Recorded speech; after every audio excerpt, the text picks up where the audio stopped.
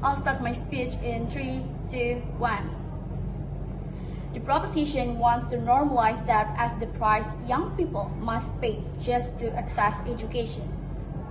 And that is deeply dangerous. This debate isn't simply about loans, but about what kind of society we want to build.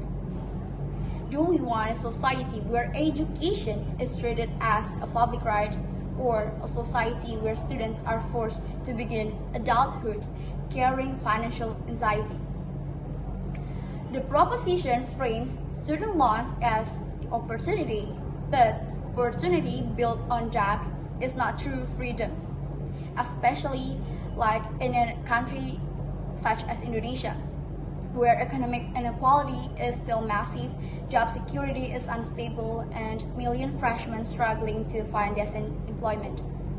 We reject this motion because students' loan mechanism will place psychological and financial pressure on young people, worsening inequality, and transform education from a social right into financial transaction.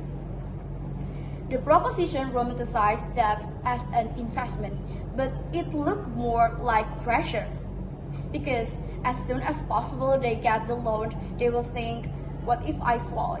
What if I fail, What if I can get a job? What if I disappoint my family?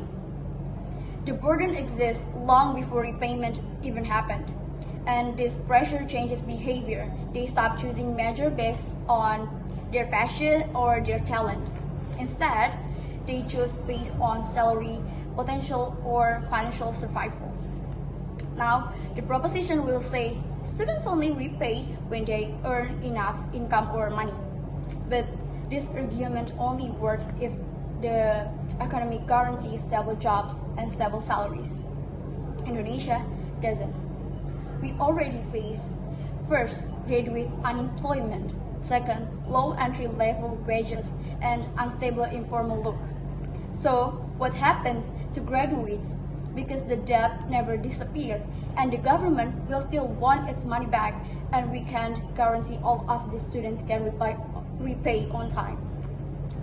If the students really can't pay on time or their income is not high enough to repay the student loan, the state will lose its money, education budgets suffer, and repayment system becomes strict.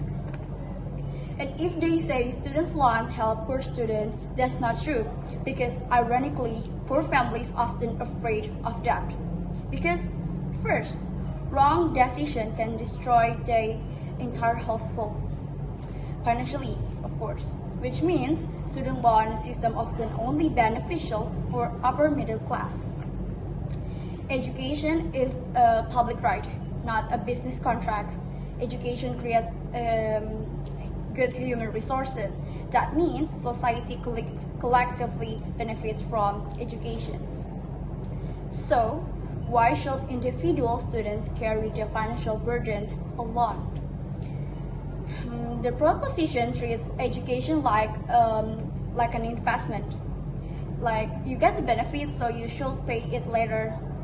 Therefore, the responsibility should be collective, through better and stronger public funding, not individualized debt.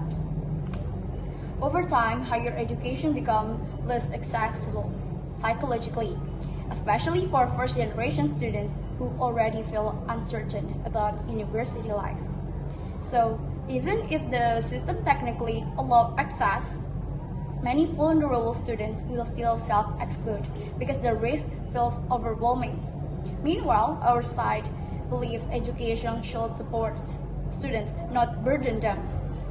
Their system creates stress, fear of failure, and pressure to choose high-paying jobs instead of meaningful careers. And our system creates stability, freedom, and varied access without debt. Most importantly, the proposition normalizes the idea that young people must borrow money just to deserve education. We reject that idea because it treats a basic human right as a commodity and penalizes young people for seeking self-improvement. The proposition wants us to believe debt is empowerment. We disagree. because it fundamentally restricts autonomy rather than offering freedom. Debt often creates financial coercion, structural inequality, and chronic stress. It forces individuals and nations into endless cycles of obligation and austerity. Our arguments are stronger because we talk about reality, not just theory. The proposition assumes that students will easily find stable jobs in the future.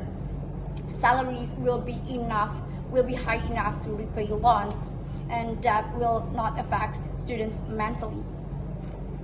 But Indonesia's reality is very different because many graduates still struggle with unemployment, low wages, and economic instability. We also wait morally because education should be a tool to empower, not a system that forces students, because debt becomes fear, and fear is not a good foundation of education. That's all I can say. Thank you.